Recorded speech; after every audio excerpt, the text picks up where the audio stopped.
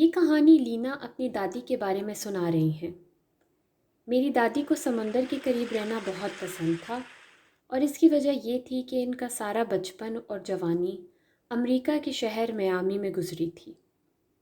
تقریباً 30 سال کی عمر میں ان کی شادی میرے دادا سے ہوئی، اور وہ دونوں اٹلی کے شہر ٹسکنی چلے گئے۔ یہ 60 کی دہائی کا وقت تھا۔ اٹلی میں تقریباً کچھ عرصہ گزرا تو انہوں نے وہاں اپنا گھر خرید لیا۔ گھر ساحل سے تھوڑے فاصلے پر تھا۔ میری دادی سمندر کے قریب گھر مل جانے پر بڑی پرجوش تھیں۔ اس گھر کے ارد گرد اور دور دور تک کوئی گھر نہیں تھا۔ اس بات پر میرے دادا بڑے خوش تھے، کیونکہ وہ آدم بزار قسم کے انسان تھے۔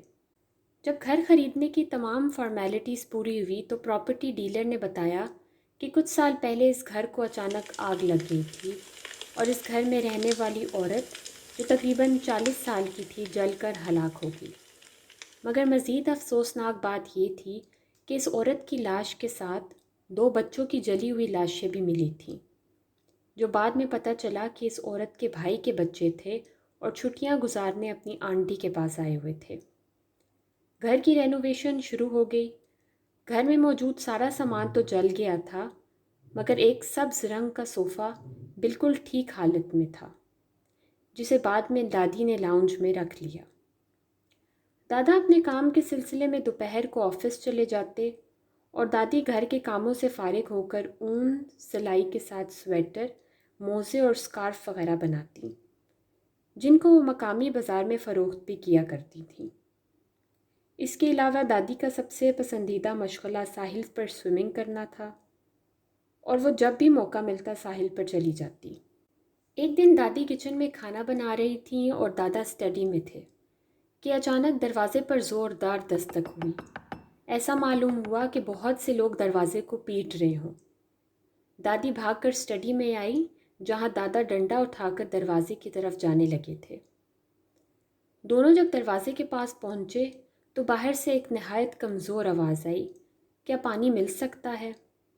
انہوں نے دروازے کو کھولا تو باہر ایک کمزور عورت، جس کی آنکھیں اندر کو دھنسی ہوئی اور گہرے حلقے پڑے تھے، ہونٹ خشک جیسے مدت سے پانی نہ پیا ہو، کپڑے پھٹے پرانے تھے۔ دادی نے اندر سے اس کے لیے پانی لا کر اسے دیا۔ اس نے پانی پیا اور جانے کے لیے مڑی تو دادی نے کہا کہ تم کہاں رہتی ہو؟ اس نے دائیں جانب اشارہ کیا اور چلی گئی۔ ایک دن دادا آفس سے آئے تو لاؤنج سے کسی کی باتیں کرنے کی آوازیں آ رہی تھیں۔ انہوں نے اندر جھانکا تو سامنے رکھے اسی سبز صوفے پر وہی عورت بیٹھی تھی جو اس دن پانی مانگنے کے لیے آئی تھی۔ تھوڑی دیر بعد وہ عورت چلی گئی۔ دادی نے کہا کہ اس کا نام روزی ہے اور وہ یہاں سے تھوڑے فاصلے پر رہتی ہے۔ دادی نے بتایا کہ یہ کچھ بھی نہیں کھا رہی تھی۔ روزی اکثر اوقات آیا کرتی اور تھوڑی دیر بیٹھ کر چلی جاتی۔ بہت اصرار کے باوجود وہ کچھ نہ کھاتی۔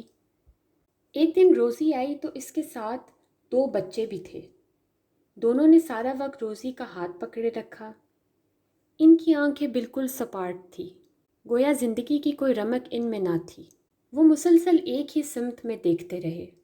دادی نے ان کو چاکلیٹس وغیرہ دی، مگر انہوں نے ان کو ہاتھ تک نہ لگایا۔ اس کے علاوہ جب بھی روزی واپس جانے لگتی تو دادی کو اندر ہی رکنے کا کہتی اور خود فوراً باہر نکل جاتی تھی۔ دادی نے کبھی اسے دروازے پر جا کر رخصت نہ کیا تھا۔ اس کے علاوہ اس کے آنے پر گھر میں ایک عجیب اور ناگوار سی بو پھیل جاتی تھی۔ میری دادی ایک نرم دل خاتون تھی، اس لیے اسے گھر میں آنے سے منع نہ کر سکیں۔ ایک دن دادا گھر پر ہی تھے کہ وہ عورت آئی۔ تھوڑی دیر تک وہ بیٹھی رہی۔ دادا کچن میں اپنے لیے کافی بنا رہے تھے۔ جس صوفے پر وہ بیٹھی تھی وہ کچن سے نظر آ رہا تھا۔ اچانک دادا کی نظر اس پر پڑی تو وہ دادا کو ہی دیکھ رہی تھی۔ اس کے اس طرح دیکھنے پر ان کو کچھ عجیب سا محسوس ہوا اور ان کو ٹھنڈ کا احساس ہونے لگا۔ جیسے ہی وہ عورت جانے کے لیے اٹھی اور باہر دروازے کی طرف گئی تو دادا بھی اس کے دروازے سے نکلتے ہی باہر نکل کر دیکھنے لگے کہ وہ کہاں جاتی ہے۔ مگر حیرت کی بات یہ تھی کہ کچھ سیکنڈز میں نہ جانے وہ کدھر چلی گئی۔ کیونکہ دور دور تک کسی انسان کا نام و نشان نہیں تھا۔ دادا کافی پریشان ہو گئے، مگر انہوں نے اس کا ذکر دادی سے نہ کیا کیونکہ وہ نہیں چاہتے تھے کہ ان کی بیوی پریشان ہو۔ ایک دن دادی کی طبیعت ٹھیک نہیں تھی۔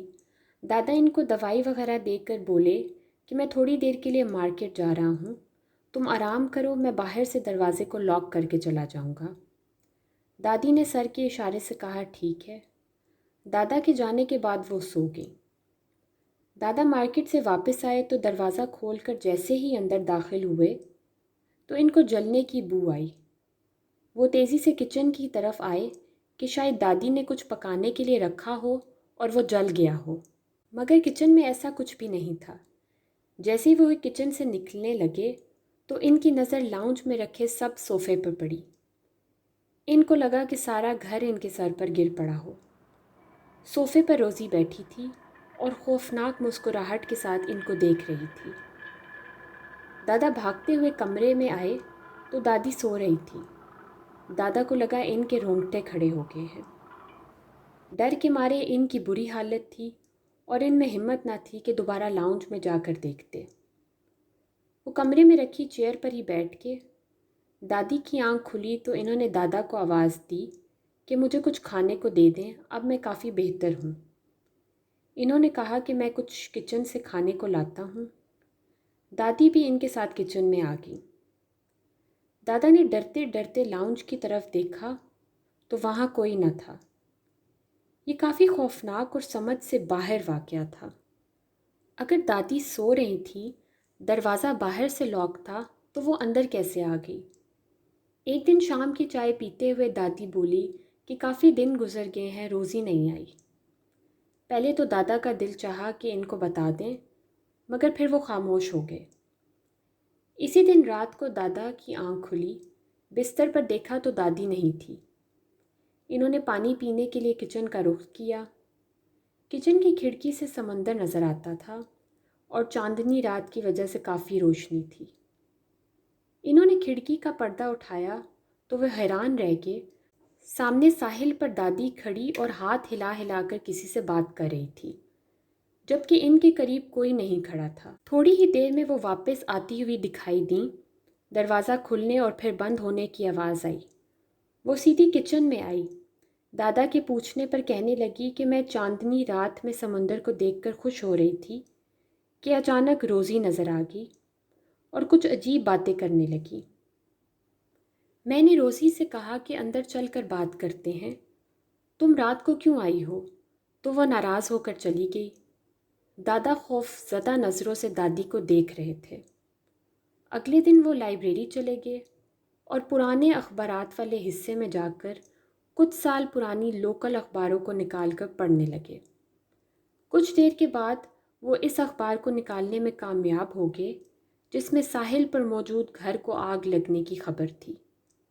جب تفصیل پڑھی تو معلوم ہوا کہ اس گھر میں جو اب ان کا گھر تھا، ایک روزی نام کی عورت رہتی تھی، اور اس عورت کا کہنا تھا کہ وہ روحوں کو بلا سکتی ہے۔ کچھ لوگ اس پر یقین کرتے تھے، لیکن زیادہ لوگ اس کو ملنا پسند نہیں کرتے تھے۔ ایک دن اچانک اس گھر میں آگ لگ گئی۔ لوگوں کے پہنچنے تک گھر کافی زیادہ جل چکا تھا۔ جب آگ بجھائی گئی تو اندر سے روزی کی لاش نکالی گئی اور ساتھ 2 بچوں کی لاشیں تھیں۔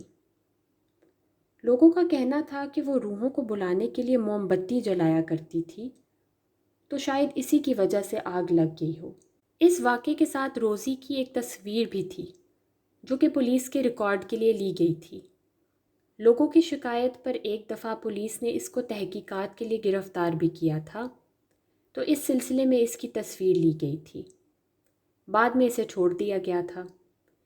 اس تصویر کو دیکھ کر خوف کے مارے دادا پر لرزہ طاری ہو گیا، کیونکہ یہ اسی روزی کی تصویر تھی جو ان کے گھر کئی بار آ چکی تھی۔ وہ فوراً گھر آئے اور دادی کو سب کچھ بتا دیا۔ ان کی حالت کافی خراب ہو گئی۔ اسی دن وہ اپنے ایک دوست کے گھر چلے گئے۔ اگلے کچھ دنوں میں گھر خالی کر دیا۔ ان کے مالی حالات بہت خراب ہو گئے تھے کیونکہ گھر خریدنے میں ان کا کافی سارا پیسہ لگ چکا تھا۔ کافی محنت کے بعد وہ اپنی زندگی کو دوبارہ سیٹ کرنے میں کامیاب ہوئے۔ لینا نے بتایا کہ جب تک میری دادی زندہ رہیں وہ ان واقعات کو نہ بھلا سکیں۔